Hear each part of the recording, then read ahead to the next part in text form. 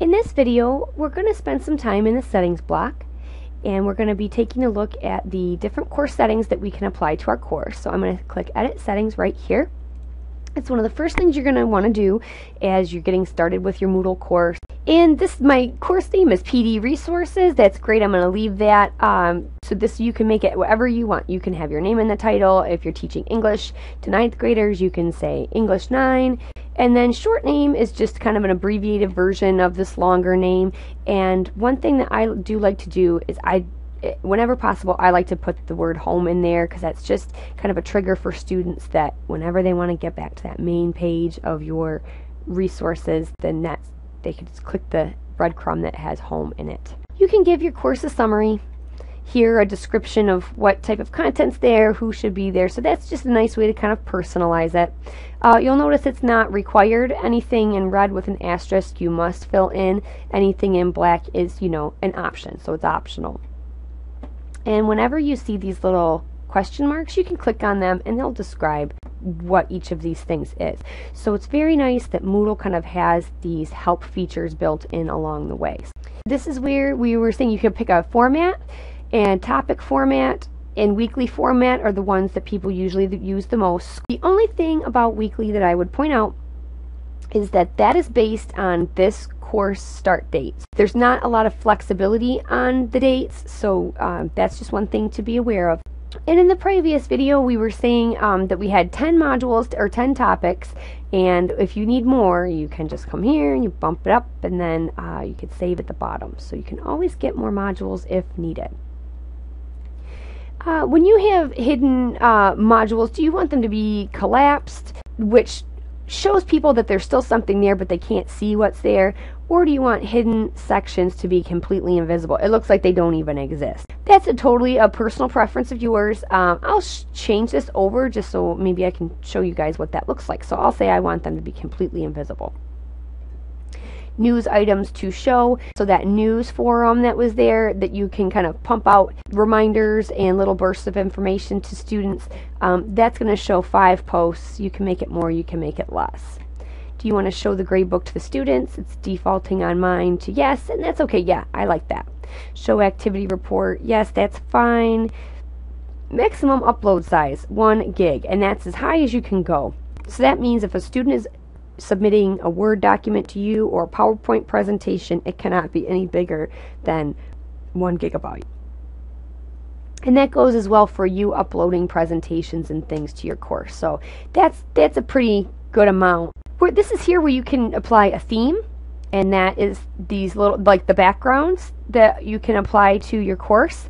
And this is, one of the major things that people will first start to do is go through and choose a theme if you do not like the one that is the default themes. To see what a theme will look like, you just have to come down here and say you want to save the changes to see what that would look like. So you can see now how it's a weekly format, so it just pops the dates in there. And you can see too that we have 2 extra modules down here. So I'm going to go and edit my settings once more. A couple of other things, you're going to decide here if you want guest access. Depending on your Moodle site's configuration, you may or may not be able to have guest access, and a guest could possibly be like another teacher that wants to pop into your course and see what's going on, a parent.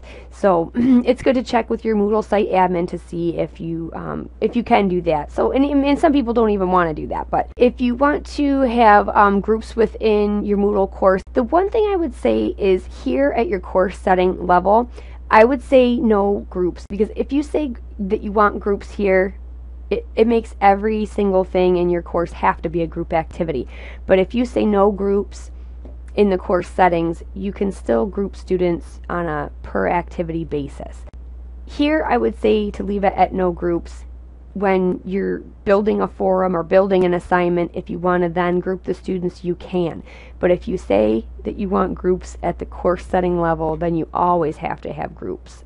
Some people may choose to have groups because if you want to group your first period of students together, second period, third period, but all keep them in the same course, that's another option. So that's something to think about as you're going through the course designing process. availability. This course is available to students. Like, that means today they could log in if they wanted. Now, if you're doing this in preparation for like the next school year, maybe you would say no, it's not available to anybody yet. But at this point, you probably don't have, no one's going to stumble in your class over the summer really or anything. But this just keeps it hidden that it won't show up in the list of courses. In this version of Moodle, you may have the option here for student progress and completion tracking.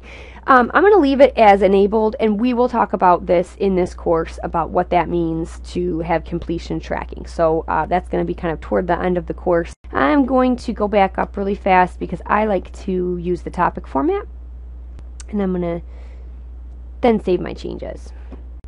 And so here, if I hide these modules and I turn my editing off, you can see here they do look like they're in gray,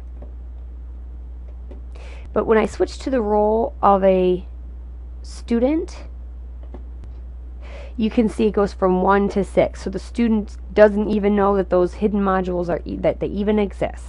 And I'll go back down to the settings block, and I'm going to go back and switch to my normal role of the teacher, where those are hidden, and I can turn my editing on again, and I'm going to unhide those for now. So that's a nice way to be able to just show certain things to people.